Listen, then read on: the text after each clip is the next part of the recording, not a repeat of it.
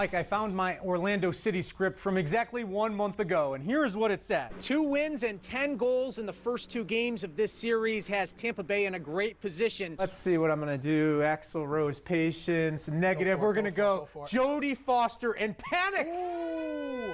The play on the field was as disjointed at times as both teams' 4-6 records coming in.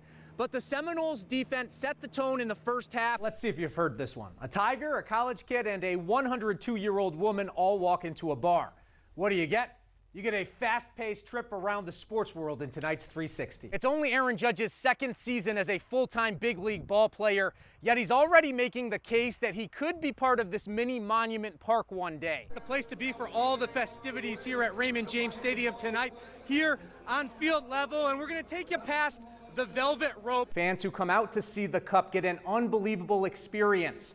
They're allowed to touch it, allowed to kiss it, but one thing they can never do is hoist it. Ira is the writing on the wall for Cutter to be bye-bye. It is National Bobblehead Day, and the former face of the Rays has a unique contribution. The ice is set for game 1, and so are the Bolts coming up. We'll have their perspective on their biggest advantage going into the series. That's all they want to talk about.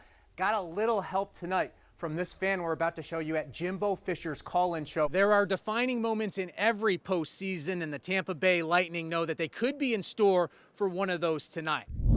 Welcome to Spectrum Sports 360. I'm Olivia Stacy. And I'm Rishi Barran. Liv, after playing in the Stanley Cup Final in 2015, then making it to Game 7 of the Eastern Conference Final in 2016, the Bolts had to wait 2 whole years for just one more postseason game, which made tonight very special. The Lightning, the top seed in the East, hosting the Devils, who were 3-0 against them this season. The Lightning peppering Keith Kincaid with 13 first-period shots, made some big stops, but not here.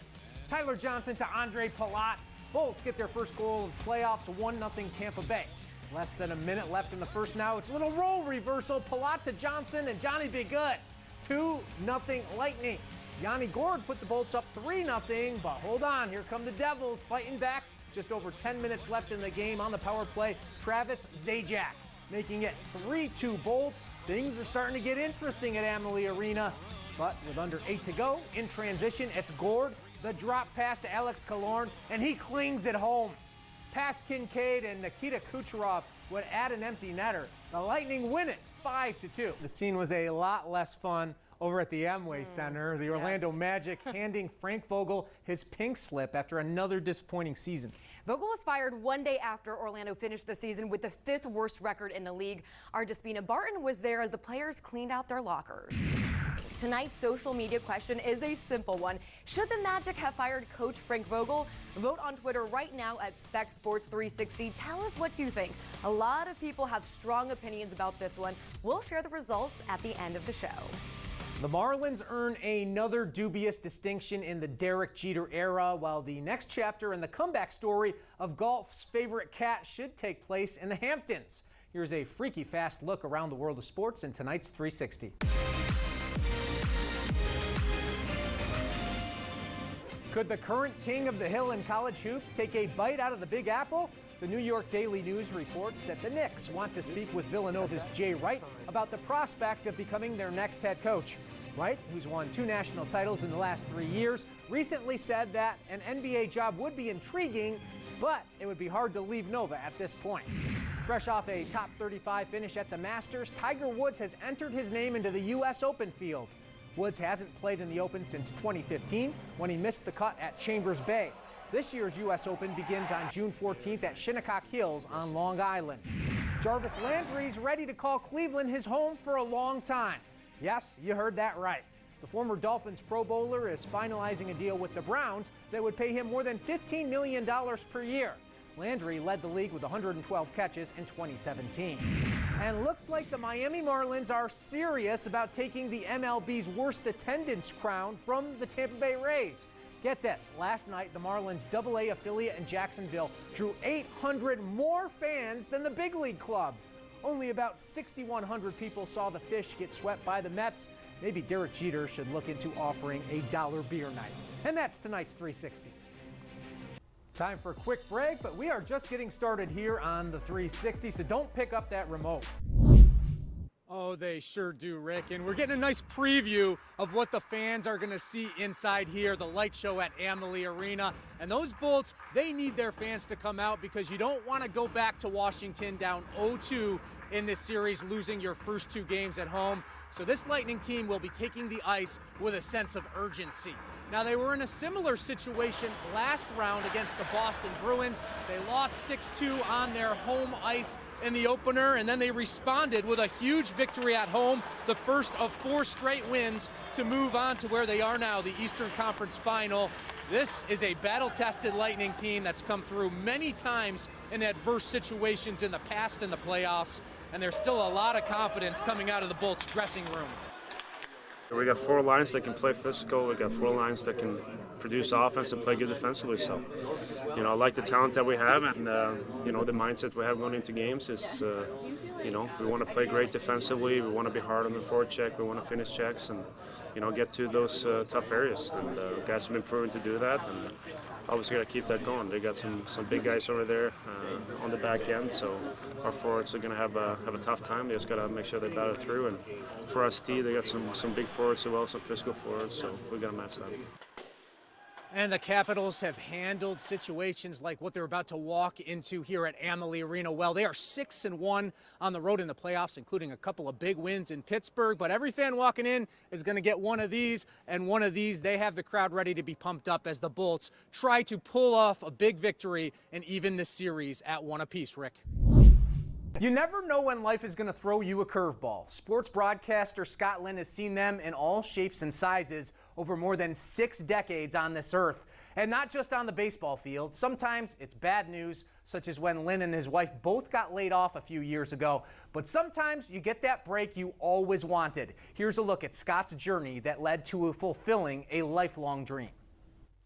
Franzen sets the pick, rolls to the basket, but what a nice drive all the way to the hoop. Being the man behind the mic for the University of Tampa, it was the perfect semi-retirement gig for Scott Lynn. Oh, nice entry pass into Franzen, puts it up and in. Play-by-play was always Lynn's first love professionally, and after 34 years as an award-winning TV and radio broadcaster in Portland, Oregon, he was thrilled to call Division II basketball, back in the city where he got his first big career break. So many great memories, and again, a lot of it started right here. A job covering sports at Channel 10 had put Lynn on the path to an exciting life. I was just a farm boy from Illinois. Who would have thought that I could have had this life where I got to meet all these people? An extensive list. Tom Brokaw, between the two of us, we made over $1 million a year. I was making about 35, I think, at the time, 35,000. From broadcasters Scott idolized like Jack Buck and Harry Carey. It was a couple hours before the game. He goes, "Hey, nice to meet you. You want a beer?" To the President of the United States. I'm right here. And this is the president. Little did Lynn know that the most exciting gig of his career was about to come up out of nowhere. You thought you were retired, basically, and now you got this opportunity. That was what my wife said. "Wait a minute, I thought you were retired." And I said, "Well, I am, but can I pass this up?" And no, not really. A week before the start of the NBA season, the Portland Trail Blazers came calling. They wanted Lynn to fill in for longtime radio play-by-play man Brian Wheeler for the first few weeks of the season. Didn't expect it. I mean, I'm literally on the beach. I mean, everybody talks about being on the beach. I was on the beach, and I get this phone call going, "You want to come back and work in the NBA?" Working on Ingram. Long three-pointer for the win. He knocks it down. 7/10 of a second to go. But Damian Lillard, with ice water in his veins, has sent this crowd into delirium. Lynn got to call Damian Lillard's game winner over the Lakers during that stretch. As he hit that shot, he taps his wrist. It was Lillard time. Something he never thought he'd be around for about a decade ago, when Lynn was rushed to the emergency room with an ailment he thought was food poisoning. I came back to the ER and the doc says, "I'm sorry, you have classic colon cancer. The surgeon's on his way in and you'll have surgery as soon as he gets here." Lynn spent the time during his 6 months of chemotherapy transcribing interviews he'd conducted to write his first book. The support he received fighting his stage 3 cancer, overwhelming. They presented me with this huge get well card, basically, from my radio station. They had signed, all that stuff kind of meant a lot. 9 years later, Lynn is living his dream. Asked again to fill in calling Blazers games for another road trip in January. I'm on the team playing with them. I've experienced that life, and I realized that it's a young man's game. It's really hard work. To prepare, he takes copious notes and watches games he previously recorded to get ready for each opponent. Now he's going to launch the three. He shoots. It's good. You're looking for hairstyles, body styles, how they run. Even when the schedule gets crazy, There was only one time where I had 2 days between a game. and the team loses, 2 seconds, 1 second, a three for the win. He hit it. Blake Griffin hit a three. Scott Lynn enjoys every second of the job he loves. You realize it's not forever. I was given a second lease, and I just wanted to make it to the first Christmas after that, and now I've made it to 9 Christmases. And Scott told me that he just got back from his most recent trip with the Blazers, 4 games in 6 days, and he got to go to New Orleans for the first time in 45 years. It's been quite a run for him.